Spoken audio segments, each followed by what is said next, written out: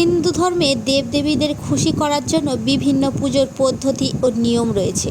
সেগুলি মেনে চললেই তবেই সংসারে সুখ আসে এবং আর্থিক দিক থেকে উন্নতি হয়। হিন্দু ধর্মে সূর্যদেবকে পিতা বলে মনে করা হয়। সূর্যদেবকে খুশি করতে পারলে জীবনে আসে সুখ সমৃদ্ধি। প্রাচীনকাল থেকেই বিভিন্ন পুরাণে সূর্যদেবকে জল দেওয়ার কথার পদ্ধতি বলা আছে। তা মেনে চললে তিনি খুশি হন এবং বিশেষ আশীর্বাদ প্রদান করে থাকেন।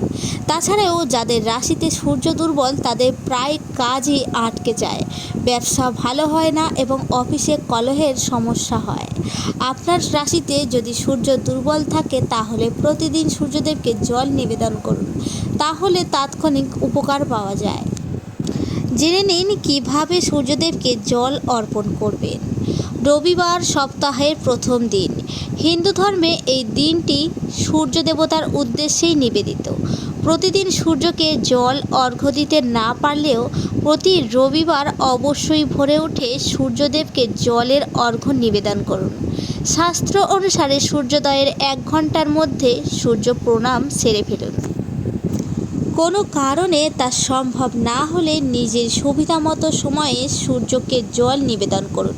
তবে যত তাড়াতাড়ি এই কাজটি করতে পারবেন ততই আপনার জন্য ভালো। উদীয়মান সূর্যকে জল দিলে সেই ব্যক্তির জীবনে বিশেষ ফল লাভ করতে পারেন।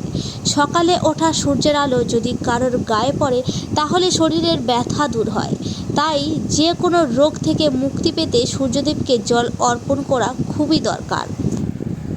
স্বয়ং রামচন্দ্র প্রতিদিন সূর্য দেবতার পূজা করতেন। জ্যোতিষশাস্ত্র অনুসারে সূর্যকে জল দেওয়ার আগে আপনি স্নান সেরে নেবেন, তারপর পরিষ্কার ধোয়া জামা কাপড় পরবেন। যদি আপনি নিত্যদিন এটি করে থাকেন তাহলে সূর্যদেবের বিশেষ আশীর্বাদ আপনি পেয়ে যাবেন। আপনার আর্থিক দিকে কখনোই অবনতি হবে না, জীবনে সাফল্য আসবে।